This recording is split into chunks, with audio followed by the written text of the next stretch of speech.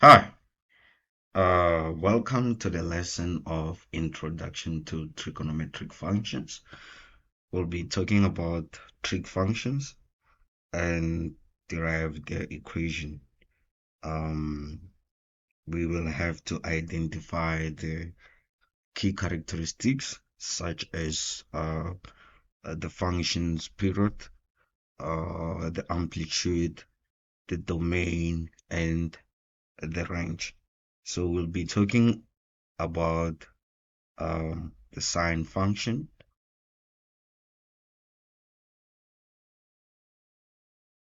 the cosine function, and also the tan function.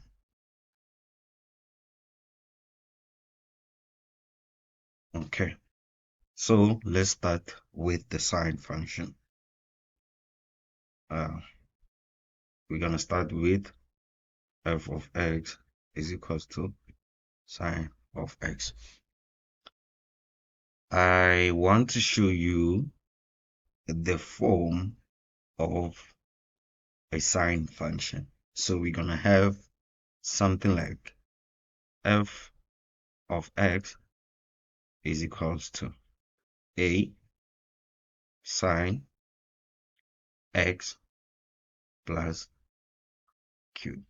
And I am going to explain what each of the following variables represent. F of x, as you already know, represent the y-axis, right? And x represent the x-axis. Okay. Then a represent the amplitude.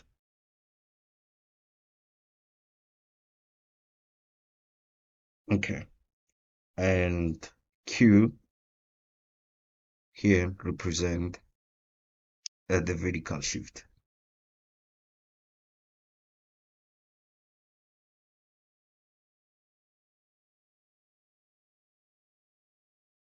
Okay.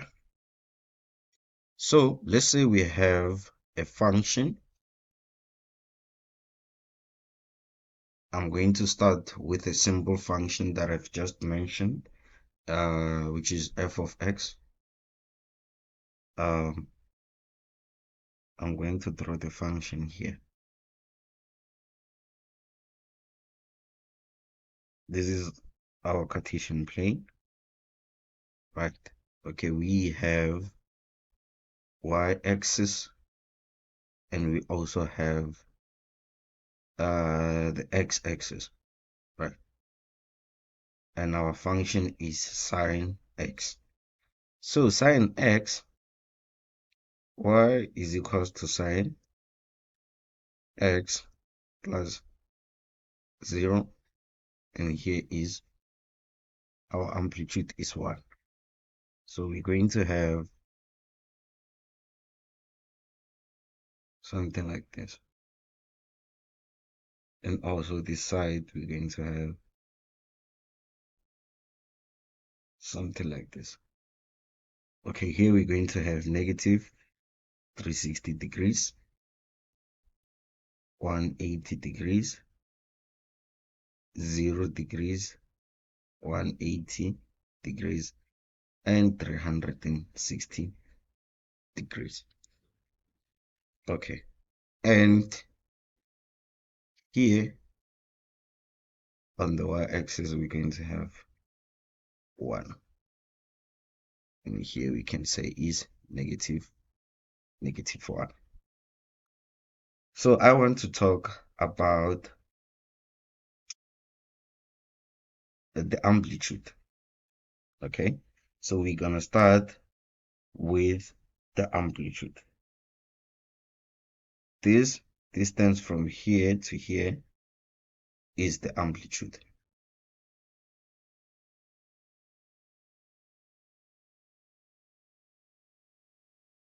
Okay, and we also have a formula to actually find the amplitude, which is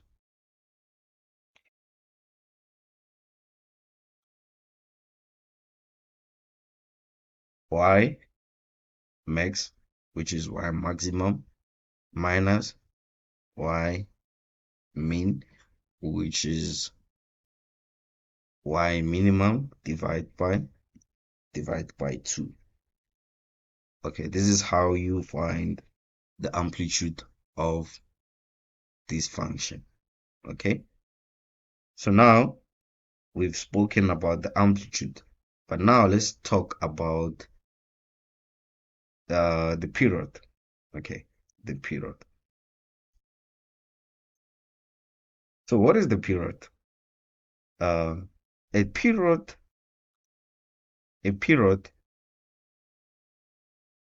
of a trigonometric function.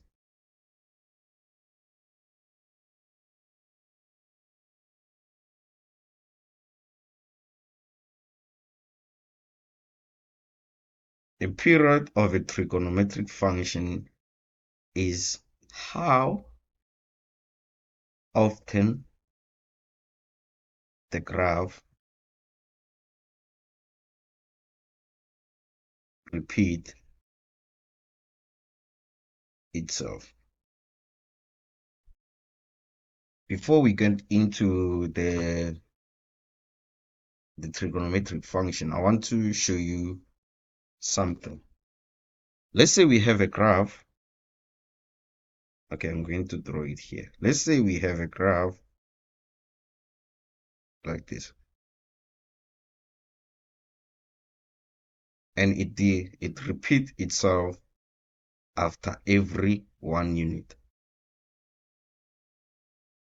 Okay, let's say here is 1, here is 2, and here is 3. As you can see from this graph, the graph is the same, right? It repeats itself after every 1 unit, right? It has the same height and it repeats itself. So the period here is equals to 1. This is how often the graph repeats itself, right? Okay.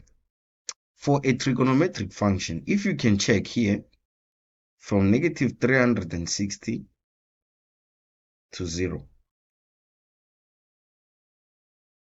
it completes the first part of the graph of the function.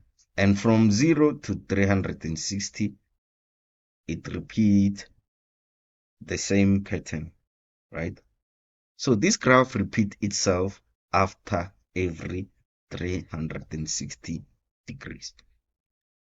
So what I can say here, what we can say here is that the period for sine function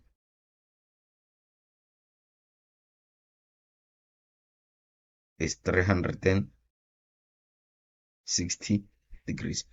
This is how often it repeats itself. After every 360 degrees, it repeats itself.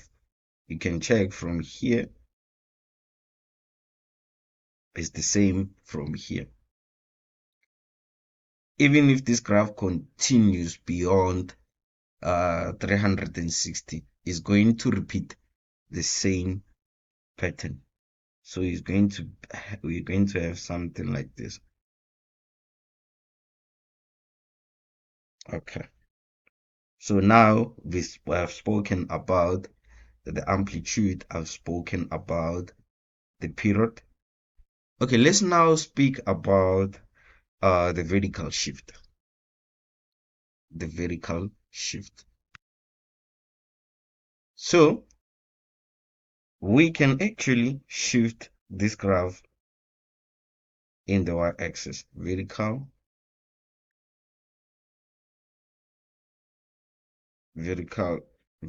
shift. So we can actually, let me just write the graph again. Let me just draw the graph again. Let me just say with this one, starting from x element of 0 to 360. I will also speak about the domain here. Okay. But then for now, let's focus on the vertical shift.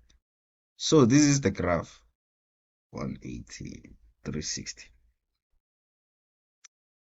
And it has 1, 1. So the graph is y is equals to sine x. Let's say now we have a vertical shift, which is it was represented by the variable q there. So let's say now we have sine x plus 1.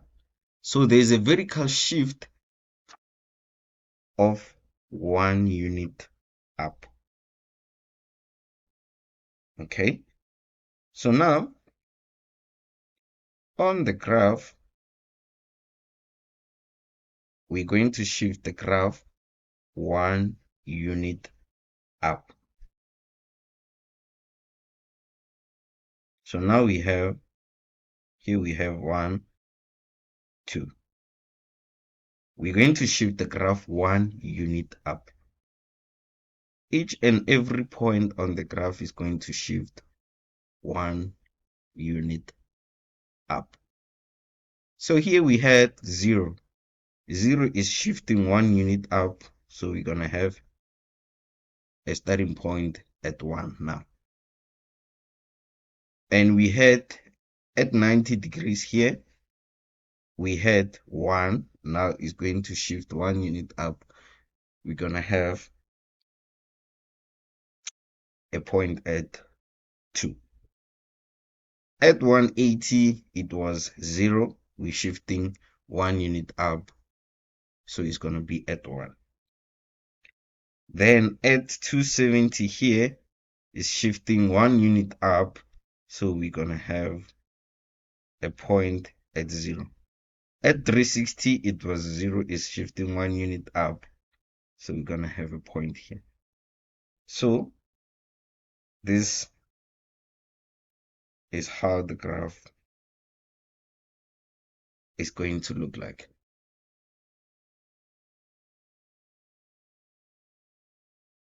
Okay. This is how the graph is going to look like. So we can actually say this shift is our new axis, because the graph now, it starts at 1.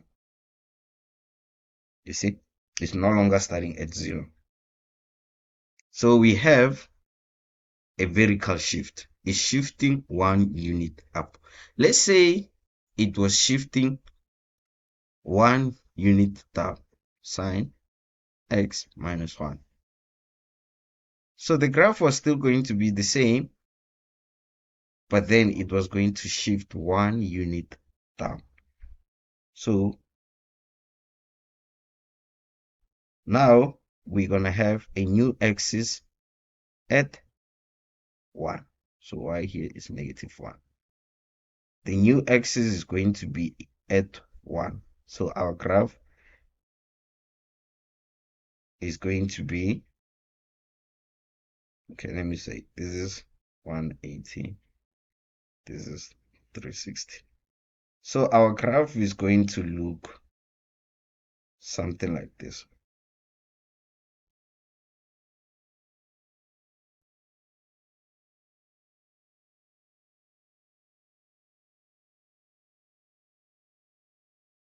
Okay, you see, our new axis is at -1, and the graph shifted 1 unit down. It actually touches this point. Okay, this is for our graph of sine, right? But now let's talk about something that is important I've mentioned here: the period, the domain. What is the domain? Okay, the definition of